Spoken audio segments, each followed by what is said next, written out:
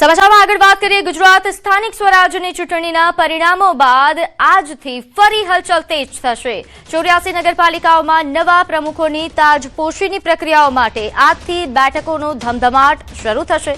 ત્યારે શહેરી વિકાસ વિભાગ દ્વારા કલેક્ટર્સને જાહેર કરાયેલા આદેશ મુજબ નગરપાલિકાઓના પ્રમુખ અને ઉપપ્રમુખની નિમણૂક માટે જાહેરનામું બહાર પાડીને પ્રક્રિયા આગળ વધારવામાં આવશે। તો બીજી તરફ વિકાસ કમિશનરે રાજ્યની 34 જેટલી જિલ્લા પંચાયતો અને 260 તાલુકા પંચાયતોને નિર્દેશ કર્યો છે કે 25 મે સુધીમાં ચૂંટાયેલા સભ્યોની પ્રથમ સામાન્ય સભા બોલાવીને પ્રમુખ તેમજ ઉપપ્રમુખની નિમણૂક કરવા નિર્દેશ આપવામાં આવ્યા છે। આ ઉપરાંત રાજ્યની 9 તાલુકા પંચાયતોમાં ભાજપ, કોંગ્રેસ અને આમ આદમી પાર્ટી વચ્ચે બેઠકોની સંખ્યા સરખી થવાના કારણે ટાઈની સ્થિતિ પણ સર્જાઈ છે। આ પંચાયતોમાં પ્રથમ બેઠકમાં સરખા મત મળશે તો ચૂંટણી અધિકારીઓએ ચિઠ્ઠી ઉછાળીને પ્રમુખનો નિર્ણય કરવો પડશે।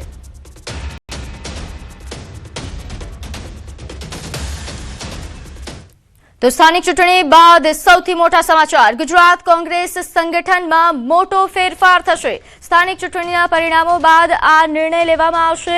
નોંધનીય છે કે ટૂંક સમયમાં કોંગ્રેસ પોતાનું નવું સંગઠન જાહેર કરશે। અહીં ધરમૂળથી મોટા ફેરફાર થાય તેવા પ્રકારની શક્યતાઓ વહેતી થઈ છે। સંગઠનમાં નવા ચહેરાઓને કોંગ્રેસ સ્થાન આપશે, યુવા વર્ગને નવા સંગઠનમાં સ્થાન મળશે તેવી પણ શક્યતાઓ છે।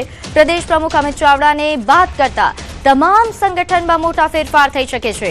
ઉપપ્રમુખ સહિત સંગઠનના તમામ હોદ્દેદારો બદલાય તેવા પ્રકારની શક્યતા। વધુ વિગત સાથે મારી સાથે સંવાદદાતા પ્રણવ જોડાઈ ગયા છે। પ્રણવ, કોંગ્રેસ સંગઠનમાં મોટા ફેરફારની જે શક્યતાઓ થઈ રહી છે, કેવા પ્રકારના ફેરફાર હોઈ શકે? ચોક્કસ જે રીતે કોંગ્રેસ સૂત્રોએ માહિતી આપી છે તે પ્રમાણે કોંગ્રેસની અંદર મોટા ફેરફાર થવાના સંકેત હાલ મળી રહ્યા છે।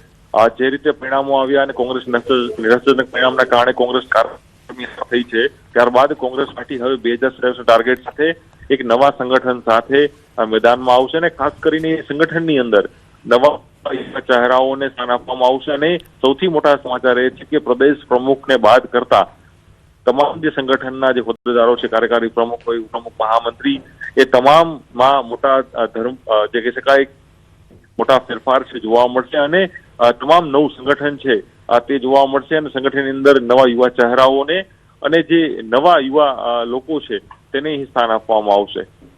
બિલકુલ, આ ઉપરાંત શું ફક્ત યુવાઓનો જે મુદ્દો છે તે ધ્યાનમાં રાખવામાં આવશે કે આ ઉપરાંત જાતિગત સમીકરણો કે આ ઉપરાંતના મુદ્દાઓ પર પણ ધ્યાન અપાશે?